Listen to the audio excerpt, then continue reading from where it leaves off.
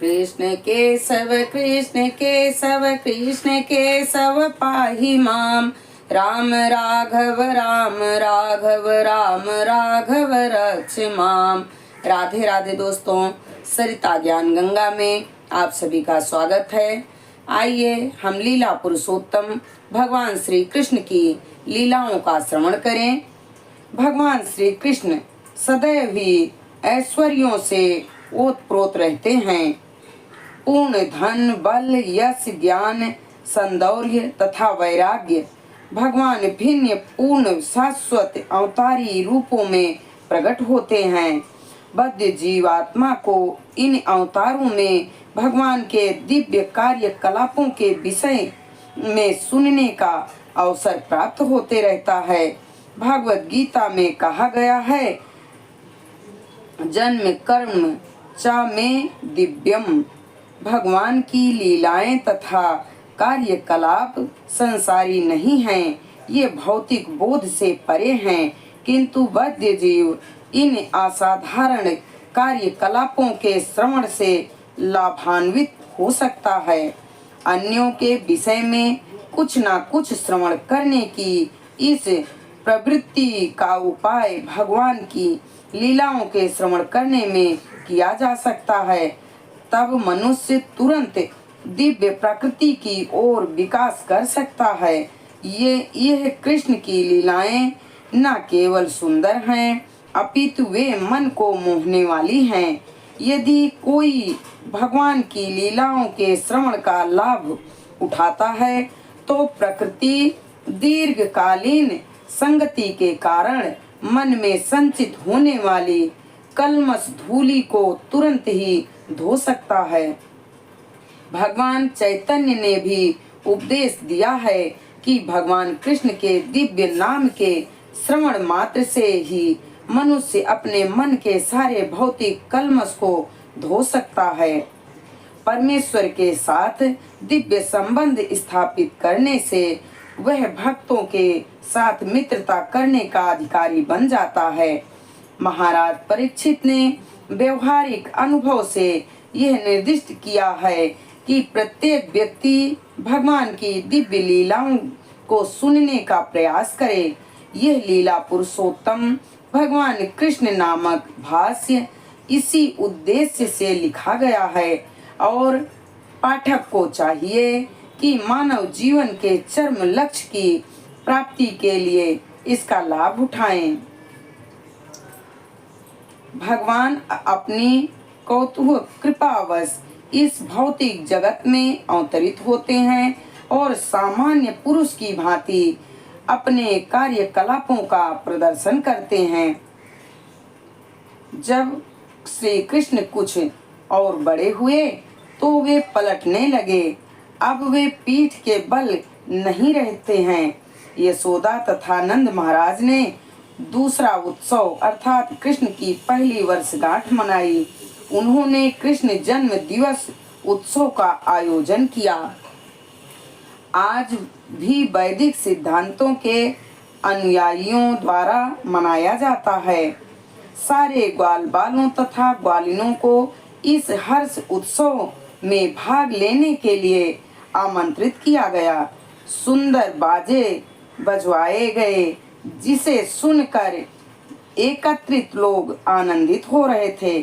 सारे विद्वान ब्राह्मणों को आमंत्रण दिया गया था और उन सबों ने आकर कृष्ण के मंगल के लिए वैदिक स्तुतियों का उच्चारण किया। स्तुतियों के उच्चारण तथा वाद्यों के बजते समय यशोदा माता ने कृष्ण को स्नान कराया। यह स्नान क्रिया अभिषेक कहलाती है और आज भी इसे वृंदावन के सारे मंदिरों में जन्माष्टमी दिवस के रूप में संपन्न किया जाता है। इस अवसर पर माता यशोदा ने प्रभूत अन्न राशि का वितरण किया और विद्वान पूज्य ब्राह्मणों को दान में देने के लिए स्वर्णाभूषणों से सुसज्जित उत्तम गौएं तैयार की गई। यशोदा ने स्नान करके सुंदर वस्त्र धारण किए और वे भली भांति नहलाए तथा सुसज्जित बालक कृष्ण को अपनी गोद में लेकर ब्राह्मणों द्वारा उच्चारित वैदिक स्तुतियों को सुनने के लिए बैठ गई। वैदिक स्तुतियां सुनते सुनते कृष्ण को गहरी नींद लग गई। माता चुपके से जाकर उन्हें बिस्तर पर लिटा आई।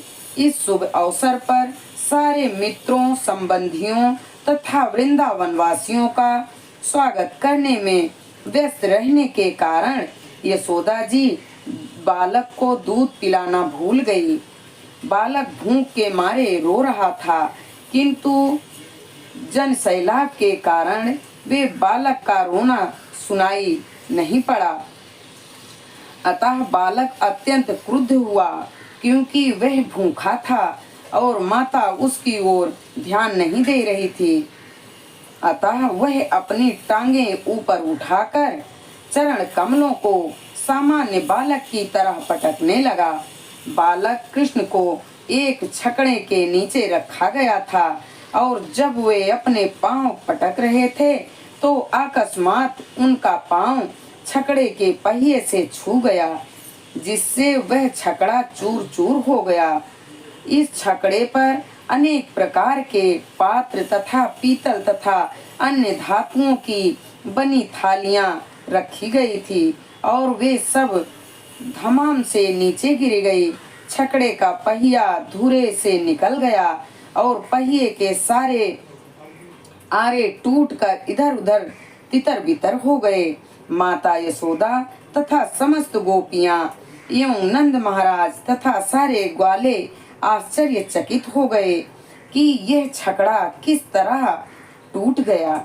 इस पावन उत्सव में समागत सारे स्त्री तथा पुरुष छकड़े के चारों ओर एकत्र हो गए और सुझाव देने लगे, यह छकड़ा किस तरह टूट गया होगा, किंतु कोई भी इसका कारण नहीं जान पाया। हाँ, छोटे छोटे बच्चों ने, जिन्हें नन्हे कृष्ण के साथ खेलते रहने का काम सौंपा गया था, वे उन सब को बताया कि कृष्ण का पांव लगने से ऐसा हुआ है। बालकों ने उन्हें आश्वस्त किया कि उन्होंने अपनी आंखों से यह सब देखा है। वह सब कैसे हुआ और वे इसी पर बल देते रहे। कुछ लोग तो ध्यान से छोटे बच्चों के बयान सुन रहे थे, किंतु दूसरों ने कहा, आप इन बच्चों के कहने पर कैसे विश्वास कर सकते हैं। ग्वाले तथा ग्वालिने यह ना जान पाई कि सर्वशक्तिमान भगवान वहाँ बालक रूप में लेटे हुए थे और वे कुछ भी करने में समर्थ थे। संभव तथा असंभव दोनों ही उनके बस में थे। जब इस तरह विवाद चल रहा था तो बालक कृष्ण रो पड़े। माता यशोदा ने बिना प्रमाद के बालक को अपनी गोद में उठा लिया और उन्हें स्तनपान कराने लगी। हम इस वीडियो को यहीं पर संपन्न करते हैं।